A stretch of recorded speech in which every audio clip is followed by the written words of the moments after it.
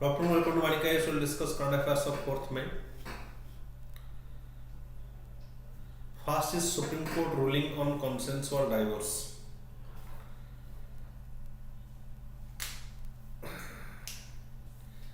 The news is recently the Constitutional Bench of Supreme Court of India ruled that it can exercise plenary power to do complete justice under 142, Article 142. It's talk about plenary power to do complete justice of the Constitution to dissolve a marriage. The Supreme Court bench ruled that it can exercise its plenary power to do complete justice under Article 142(1) of the Constitution to dissolve a marriage on the ground that it has broken down irretrievably without referring to the parties to a family court, where they must wait 6 to 8 months, 18 months, must wait 6 to 18 months for a decree and a divorce on a mutual consent. So Supreme Court can do it. It can break down a marriage even without being waiting for the family for 16 to 18 months. What is this irretrievable breakdown? During pendency of cases recently, the court said that it would determine what rules to be followed while dissolving marriage directly under Article 142 of the Constitution. Right? What rules to be followed while dissolving a marriage under directly Article 142 of the Constitution. The first and most obvious condition is that the court should be fully convinced and satisfied that the marriage is not totally unworkable, emotionally dead,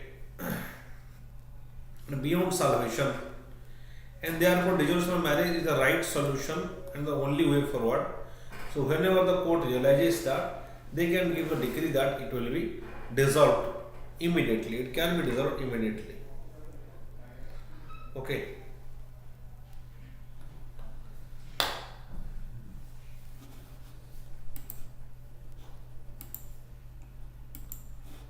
The court has also laid down the following factors: the period of time that the parties had cohabited after marriage, when parties had last cohabited, nature of allegations made by the parties against each other and the family members, cumulative impact on the personal relationship,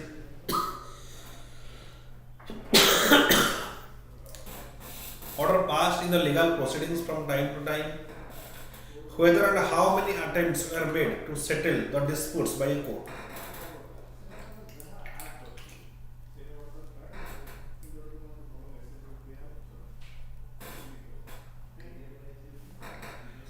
Or through mediation, and when the last attempt was made.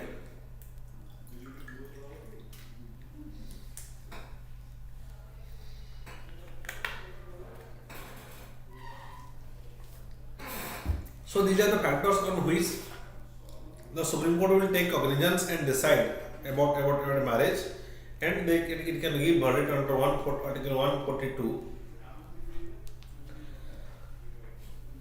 regarding the divorce. Then current procedure for divorce under Hindu Marriage Act. Filing a divorce. Both parties up to the marriage must together file a petition to district court on the ground that they have been living separately for a period of 1 year or more, that they have not been able to live together, and that they have mutually agreed that the marriage should be dissolved. When both the parties, both the women and the men, they must file a petition that they are separated for 1 year. 1 year duration of separation is needed, right? And they will say that they mutually agreed that the marriage should be dissolved and it will not work.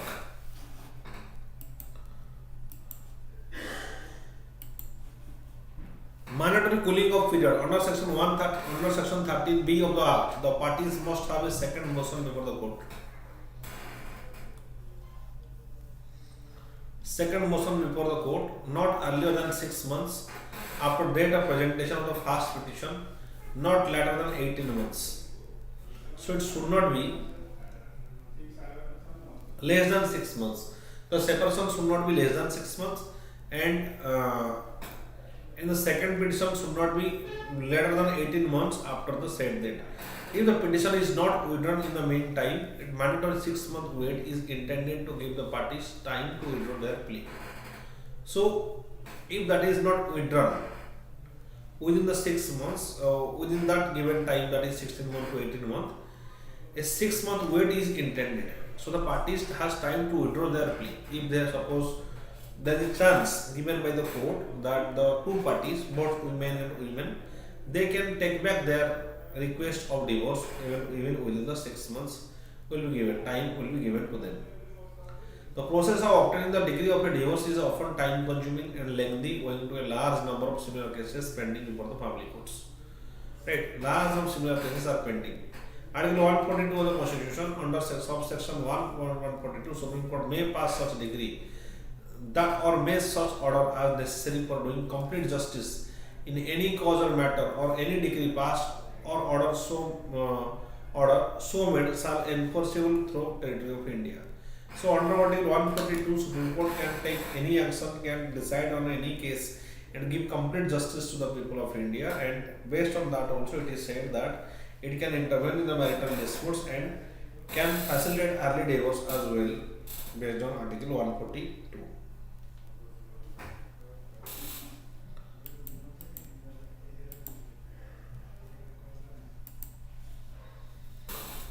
The special aspect of divorce in India, the stigma around divorce is increasing number. The stigma around divorce and increasing number. First, there is stigma around divorce. Now, divorce is not a good thing. There is social stigma. There is social opposition to divorce. Right? It's not seen as a good sign, and it is not accepted by the people easily. And there is increasing number, and number of divorces are increasing. Both are problematic. That means when a particular person, for example, a particular woman or man is being tortured in a particular relationship and they want divorce, but just because of social pressure they spend throughout their life with the same person. So that's because of social stigma, because society does not accept divorce, right?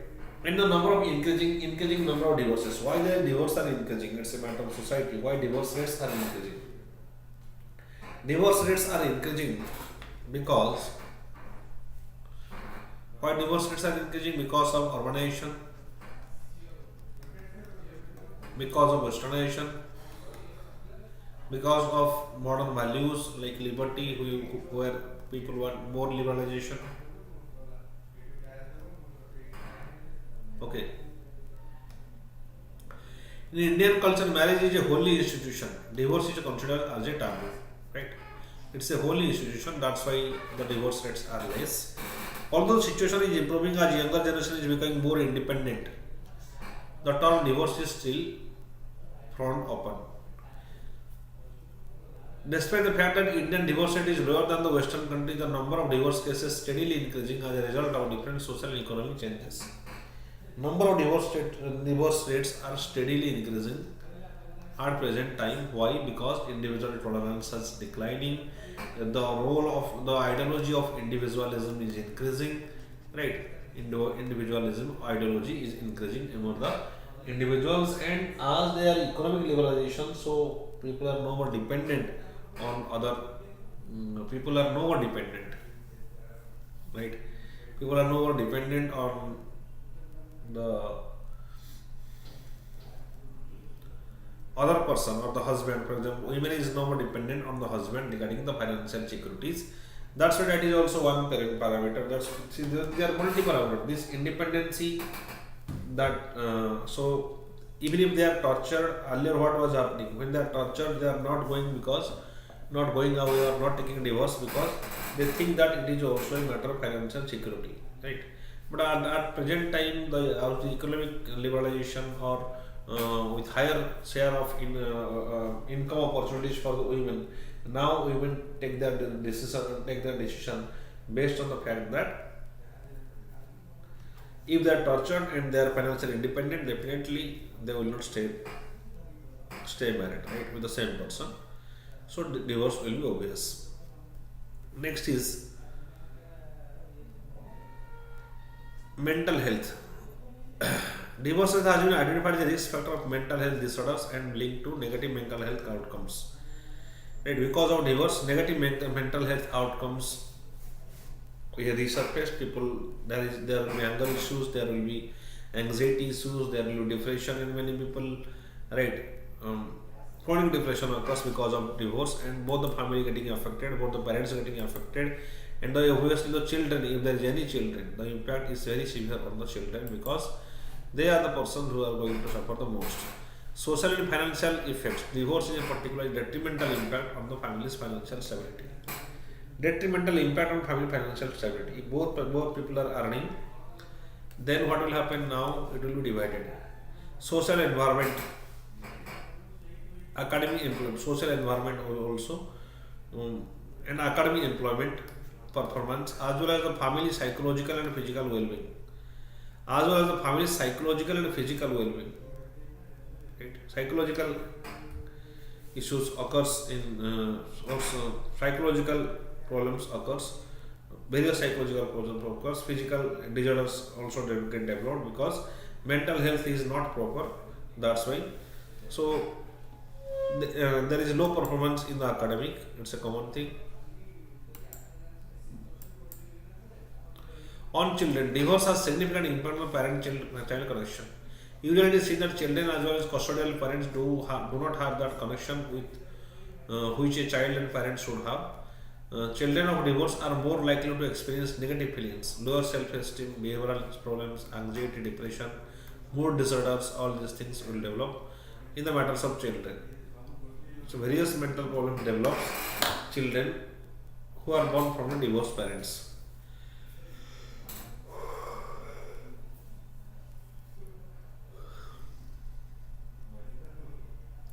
So the Apex Court in his previous orders has held that waiting periods should be done away with. In cases there is no way to save a marriage or all efforts at mediation and conciliation have run their course, where parties have genuinely settled their differences, including alimony, custody of child between themselves, and are already a year and a half past since their first motion of separation, then there should not be delay. There should be divorce. If they have made their solution, if they have made their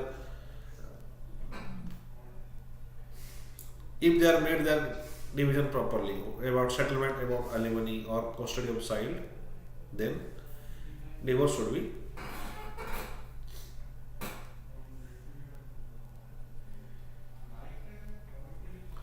done immediately, as soon as possible.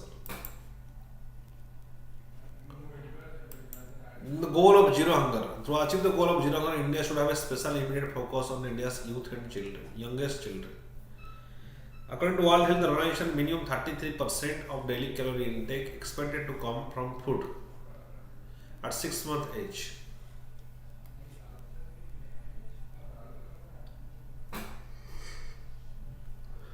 According to National Family Health Survey 5, 18% of mothers reported that their child between 6 to 23 months did not eat any food or zero food in 24 hours preceding the survey. Close to 40% didn't eat any grains for an entire day, and 6 out of 10 children do not consume milk. The problem is that it's not always the lack of food, sometimes it's the choice of food, right? Around 60% of children do not drink milk, 40% of children do not drink rice or roti, and obviously around 18% do not take food in certain times. This led to hunger. Impact of extent of nutritional deprivation among younger children. So this will lead to short of their age, stunting or wasting. Sometimes their height is reduced, their weight is reduced, and yes, the length of the children is not, the height of the children is not as per it required, and the weight of children is not as per it is required. So this problem developed because of malnutrition, right?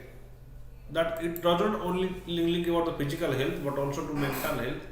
The mental health of the child reduces significantly reduces significantly.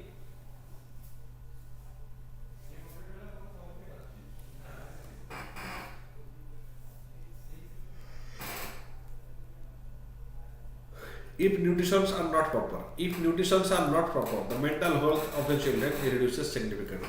Right? National Food Security 2000, the Mission Poshan 2. Mission Poshan 2 is a flagship program dedicated to maternal and child nutrition. This is right. Maternal and child nutrition. That means maternal means during the pregnancy period or during the embryonic stage. When the child gets embryonic stage, then the mother should be given proper food, because nutrition of the child depends on the nutrition of the mother.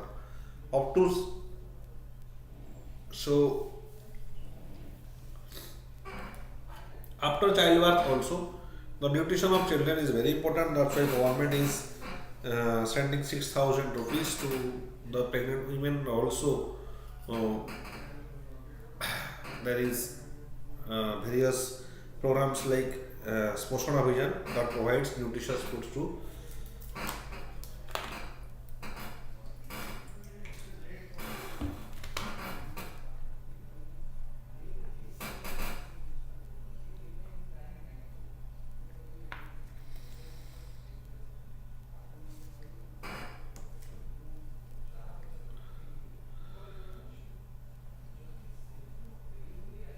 Okay. Next. So what are the programs? One is next National Food Security Act 2013. According to Food Security Act, around 67% of total population are given food, that is at 3:2:1 kg rate. Rice, wheat and coarse grains will be given, and that is 75% in rural areas, 75% of rural areas, and 50% of urban area people of urban areas as provided with according to National Food Security Act.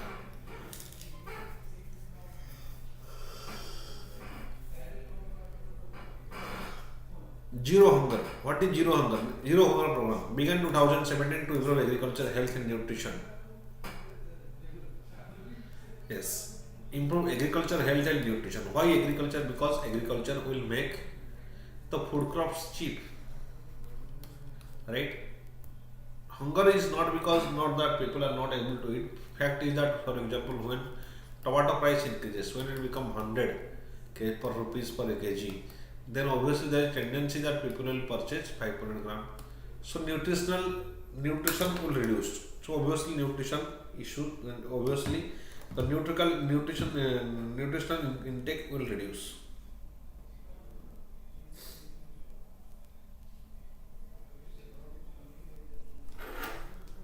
Next, food fortification. Eat right India campaign to change the fooding behavior.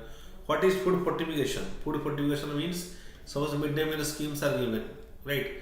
For example, in those cases, nutrients will be added to the rice. Nutrients will be added to the rice or the food. That is called as food fortification. PM Garib Kalyan Anna Yojana, because of the COVID pandemic, right? 25 kg of food grains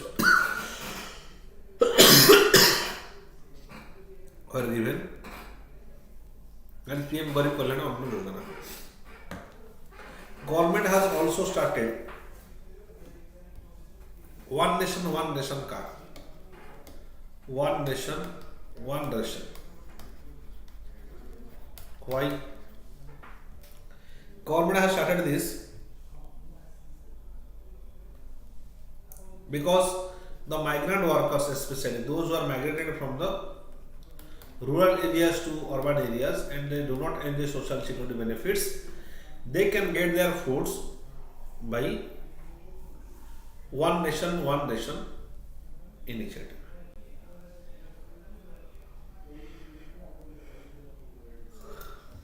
Then what are the challenges?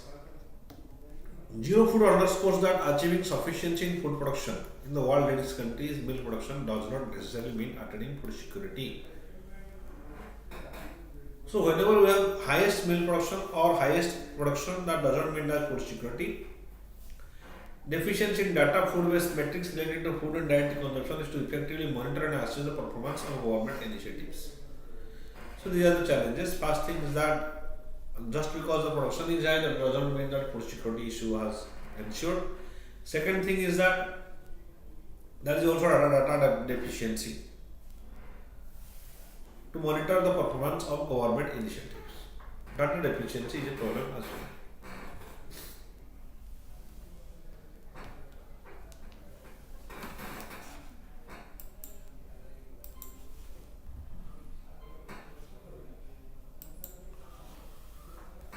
The rising burden of cardiovascular and other non-communicable diseases in India. The rising burden of cardiovascular and non-communicable diseases in India. Disruption in global food production, disruption systems accentuated by ongoing Ukraine-Russian conflict. Yes, disruption in global food production and especially the supply. That's why the price of various goods like wheat and oil that has increased. Cooking oil has increased, right? Then various diseases of cardiovascular disease and non-communicable diseases. Cardiovascular diseases and non-communicable diseases.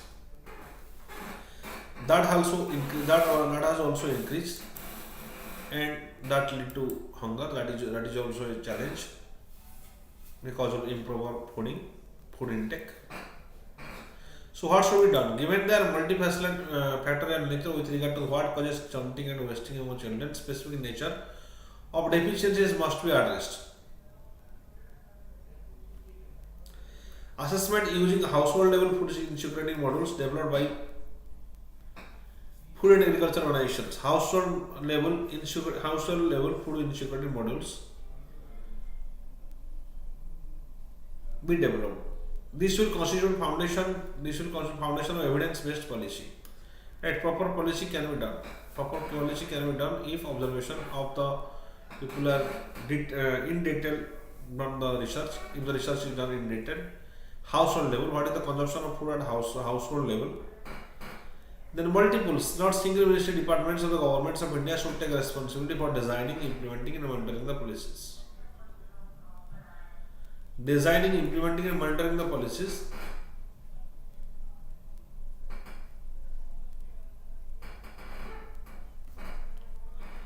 Then to achieve SDG goal 2 of zero hunger, first is no poverty, second is zero hunger. Hunger in India should be considered as a strategic initiative aimed at eliminating food security and by ensuring adequate, affordable, accessible nutritional food, diverse food, and it should be adequate. That should be huge amount in number. And another thing is that it should be affordable. The price of food should be less. Then accessible. The poor should get the access by various schemes or by various means. The poor should have the access to food. Then nutritional diverse food. Diverse nutrition intake should happen. For example, fruits, for example, vegetables, milk, right? Non-veg items, then various proteins, vitamins, all these things that is needed. A special and immediate focus on mothers and children need to be given.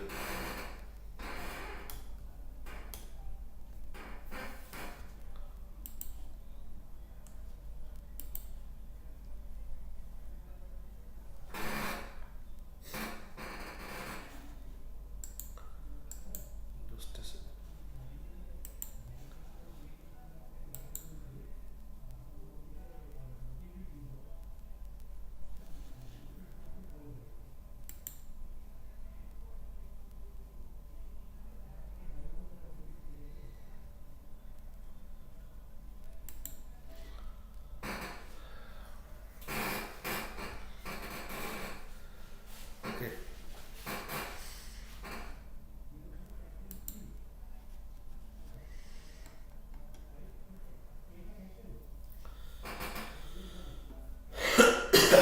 The Women's Reservation Bill cannot wait any longer.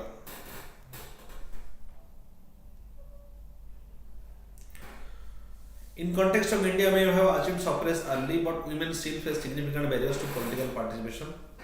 Right, so far as political participation is concerned. See now, hardly 14% of women parliamentarians are women, right? There should be at least 50% of parliamentarians should be women based on the in case of ideal situation. And that is how we can ensure that gender equality is there. But we have achieved suffrage early, but women still face significant barriers for political participation. Women has voting rights, but very few. We will see very few elected peoples who are women. So, free independence. Women play this crucial role in fighting independence by organizing demonstrations, leading rallies, raising awareness, animation. Right, Madam Bikaji Kama, then, for example, in Sara Devi, Namita Devi in Odisha, Mark Devi, Sharla Devi in Odisha, right, Sarojini Naidu, Kadambini Mangoli, or Usha Mehta, all have significant contribution to Indian nationalism or Indian War of Independence. Women's suffrage. Independent India rightly proud that achievement so far as women's suffrage is a concern. Women were allowed to vote from 1950 onwards and so could participate on an equal footing which men from the past general election 1951 to 1952.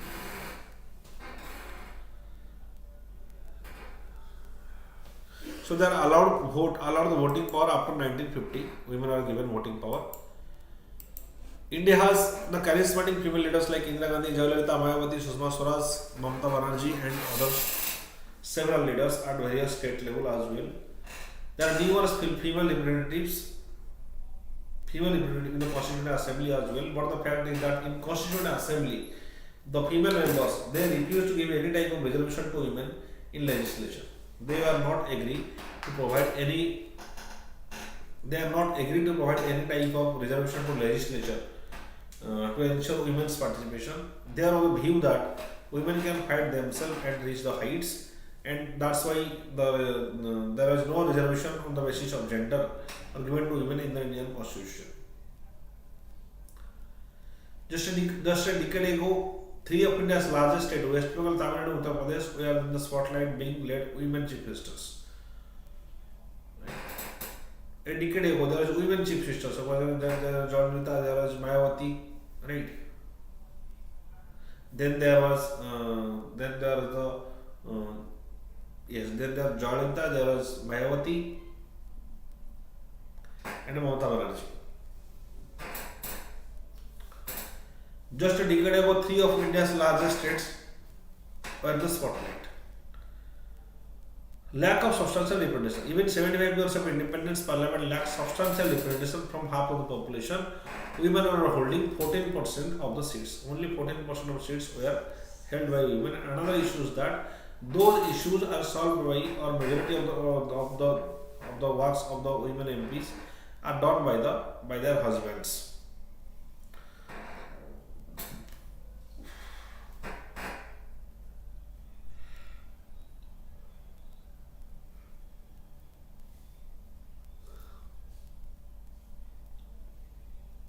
Despite the presence of influence of women in politics, for example, Sonia Gandhi, there is Priyanka Gandhi, right? We have regressed since 1980s, and patriarchal backlash has resulted in the status of women in India being far from ideal.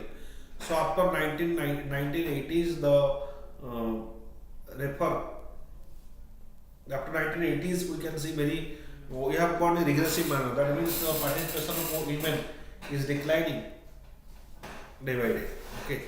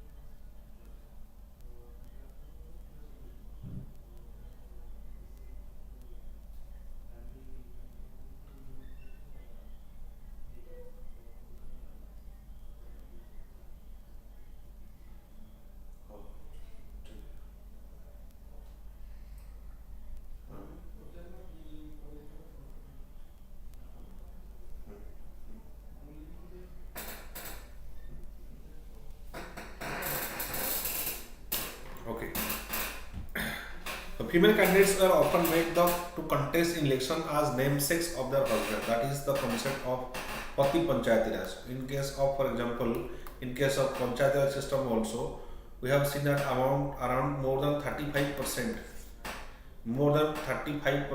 of women sarpanch have as their husband as their leader. Right, husbands are performing their roles in the panchayat institutions. So female candidates are that is called as namesakes of their husband. They win the election in the name of their husband, and also they participate in the election in the name of their husband. So that means that they are not politically important. But the fact is that it is also true that after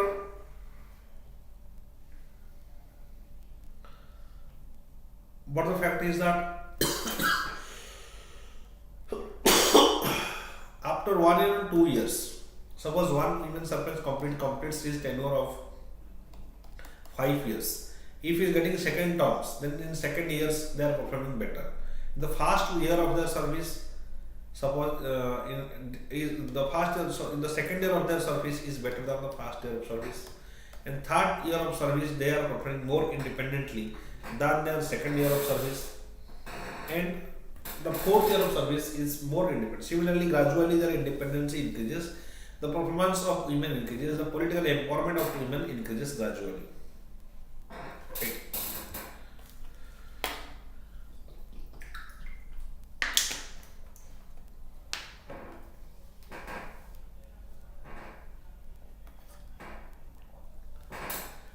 There is infrastructural barriers. Young women faces several infrastructural barriers to entering into politics. That means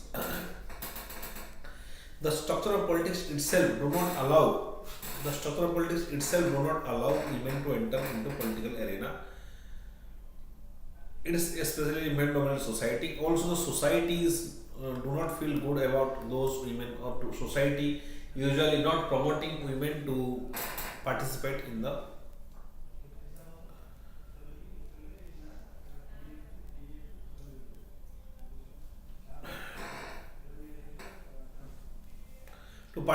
political affairs, right? For example, no, usually parents are not interested to send their women, to send their daughters to choose politics as career. Next, this includes lack of clean toilets and safe accommodation during the field work. That is also a factor. Demand for the reservation in politics. So these are the barriers. Pre-independence. The discourse on women reservation in India originates from the pre-independence era, when the several women organizations demanded political representation of the women. 1995 committee recommendation. It can be traced back to 1995. The government appointed a committee recommended that 10% of seats of Lok Sabha and state legislative assembly should be reserved for the women. However, it was not until 1980s that demand for women reservation gained momentum. So there was no substantial, 10% is not substantial numbers of women. That's the issue. National Perspective Plan for Women 1988. The National Perspective Plan for Women recommended 30% seats in all related bodies should be reserved for the women. That is what National Perspective Plan for Women has recommended. The recommendation was reiterated in National Policy for the Empowerment of Women, in which was adopted in 2001. Panchayat Raj Act. In 1993, the Panchayat Raj Act was amended to reserve 33% of all the seats in local government bodies for women. Panchayat Raj institutions, PRI, in which 33% were reserved for the women, and among those 33%, another 33% will be among those 33% there will be reserved for the women belongs to the disadvantaged background, or STs or SCs. Women Reservation Bill. The success of the reservation led to demands of the similar reservation along elected bodies. 1996, Women Reservation Bill introduced in the Lok Sabha, that is in 1996. The bill proposed to reserve 1/3 of the seats in Lok Sabha and state legislative assemblies for the women. That is what the bill has proposed. 1/3.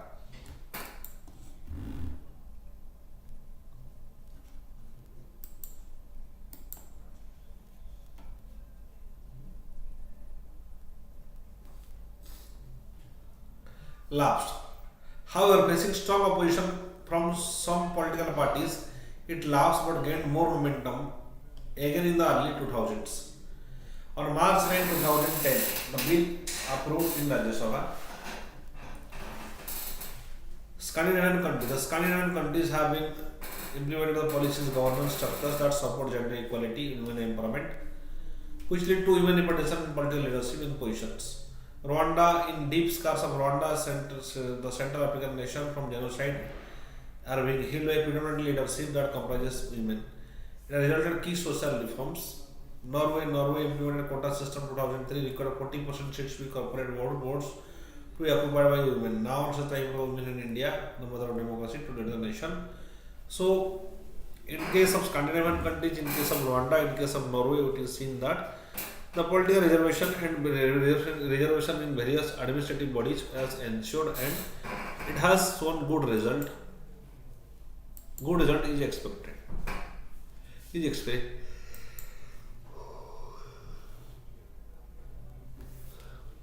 Balasaheb Ambedkar was the opinion that progress of community can be measured by the degree of progresses which women have achieved.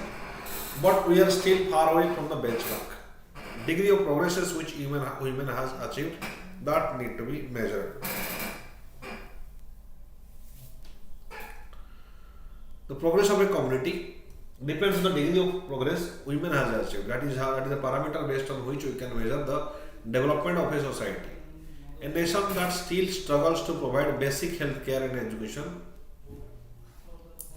necessary for the dignified life citizens must let women take charge or task of transforming India.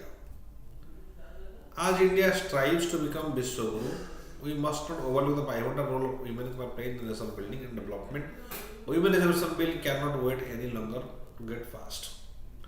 So it has not passed by the parliament yet, and we have to consider the women reservation bill to ensure the political participation, because since long time hardly 14% population after 70 years of independence, the percentage of women population in parliament is only 14%, which is very minimal.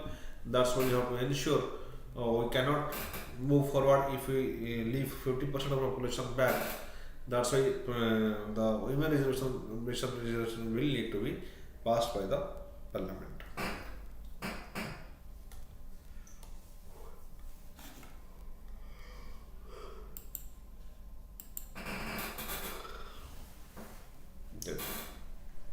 Mahila Samman Saving Certificate MSSC account. The Union Minister for Women and Child Development and Minority Affairs opened Mahila Samman Saving Certificate MSSC account.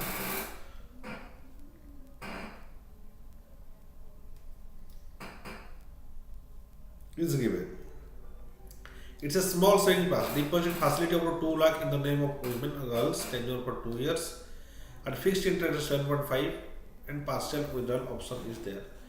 So this new account, that is Mahila Samman Saving Certificate, has been started. What is this certificate scheme? It is a new small savings scheme launched specifically for women investors and announced the budget to promote investment among women. To promote the investment among women, it was started, that is Mahila Samman Saving Certificate scheme. Accounts opened under the scheme will be single holder accounts that can be opened at the post office, only registered bank, or at the post office.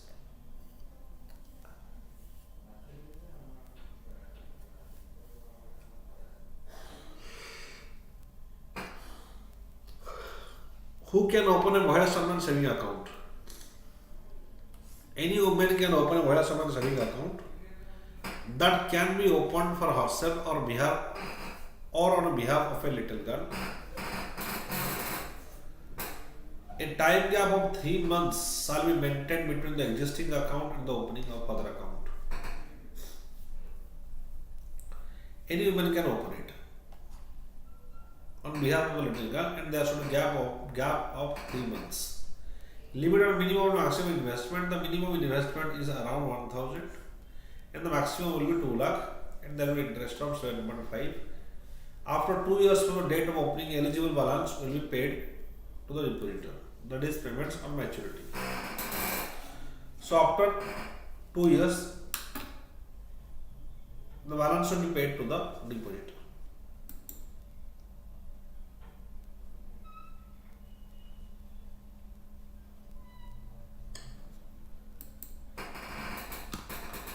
The account holder may withdraw around 40% from the balance, after which the first year balance after the first year date of account opening before the account matures. So 40% can be derived.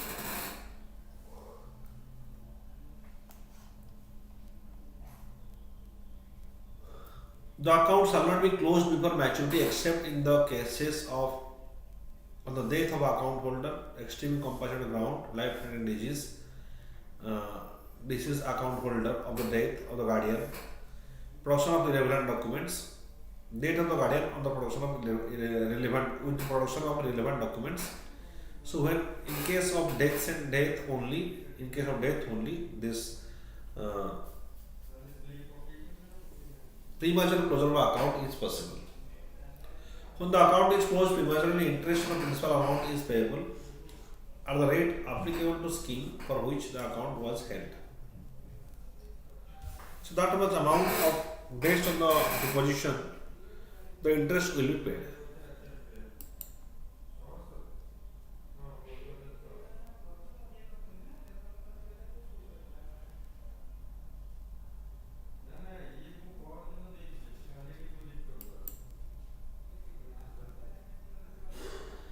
Then Bihar Mela, the members of the Kon tribe, Odisha Nagar district have added one more event to their calendar festival and celebration of the Bihar Mela, that is called as Bihar Mela.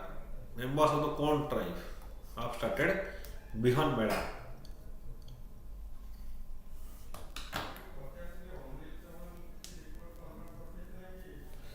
Bihar means seeds, indigenous seeds. They are very important because at the present time there is a threat from various type of HIV, that is high yield varieties, and the indigenous indigenous seeds are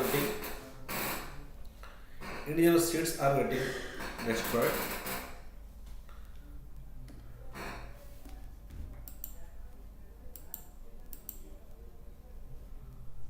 Then what is Bihar Mela? It is known as a seed festival and event participated by the farmers. Preparation begin as soon as the farmers have harvested crops, which include both hybrid and indigenous varieties of paddy, millets, and maize and sorghum. Women at the helm of this festival carefully collect seeds of the indigenous varieties. Carefully they collect the seeds.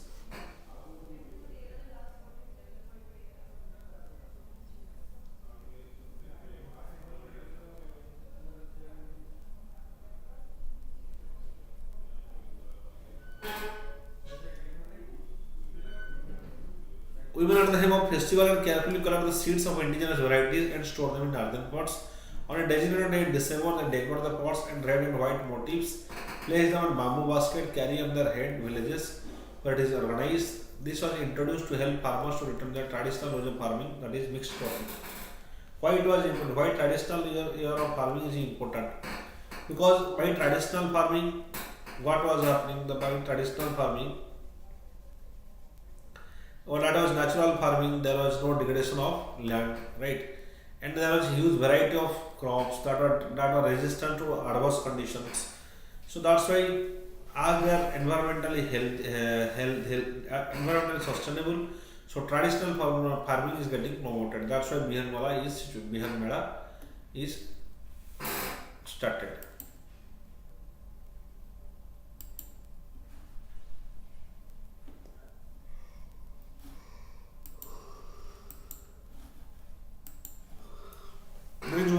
World Press Freedom Day.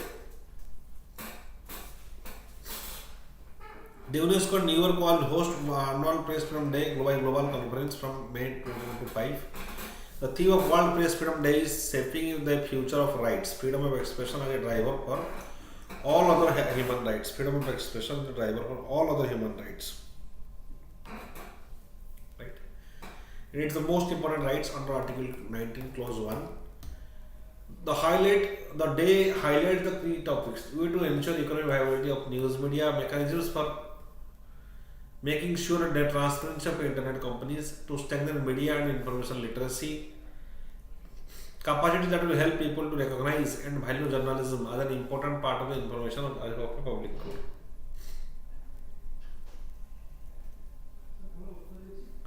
To strengthen the media, right? When we strengthen the media, they will criticize the government policies and government that will create a check a balance on the government, and the government will force to work.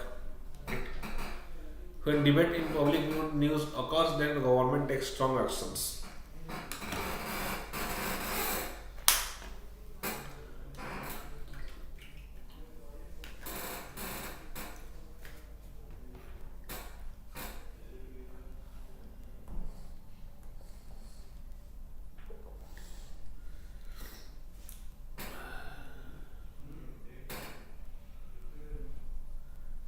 December 19, UN General Assembly proclaimed World Press Freedom Day through the recommendation of UNESCO General Conference. Since then, 3 May, the anniversary of the declaration we celebrated across the world and was Freedom Day. The day acts as a reminder to the governments the need to respect the commitments to press freedom. Right? Commitment towards press freedom. So 3 May is celebrated as the commitment, that is World Press Freedom Day. That is 3 May. Anji-Khad Bridge. What is this Anji-Khad Bridge? It is the fast railway bridge, and that is country's fast cable-stayed rail bridge. That is Anji-Khad Bridge. It is in Jammu and Kashmir. Anji-Khad Bridge. It's a fast railway bridge. Union Minister Ashwin Vaishnav has said time-lapse video showing the construction of Anji-Khad Bridge, the country fast cables stay railway bridge.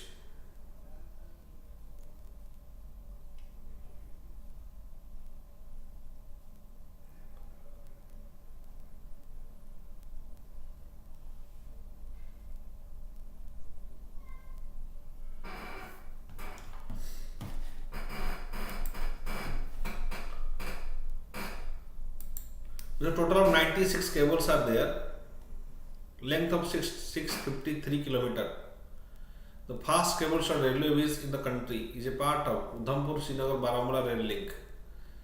The Hindustan Construction Company is building the bridge. The 1,315 meter long bridge, so that is more than 1 kilometer, 1.3 kilometer, withstand strong winds up to 266 km per hour as well as earthquakes of great intensity. It has a height of 331 meters above the river bed to connect with Katra with Riyasi, the Kashmir's link project. The rail bridge is to be supported by 96 cables made in Slovakia. The project involves building world's highest railway bridge over the Chenab River.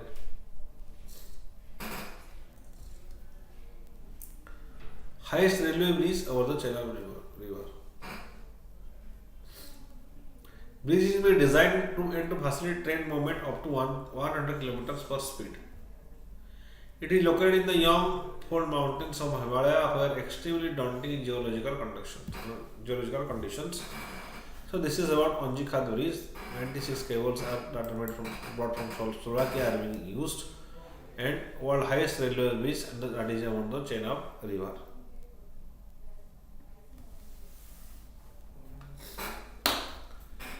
So the main question about measures to taken over India for disaster risk reduction (DRR) before and after Sendai framework of DRR. How the framework different from the Hyogo framework action that is related to disaster.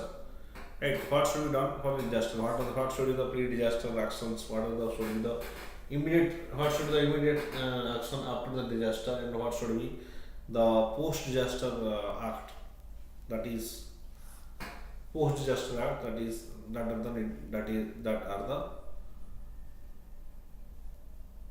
Discussion. So this international Sendai framework that talks about disaster risk reduction.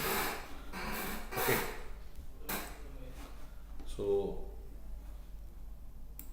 try to write these questions.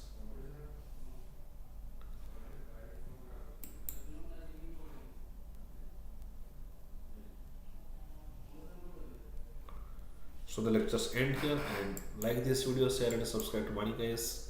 Thank you.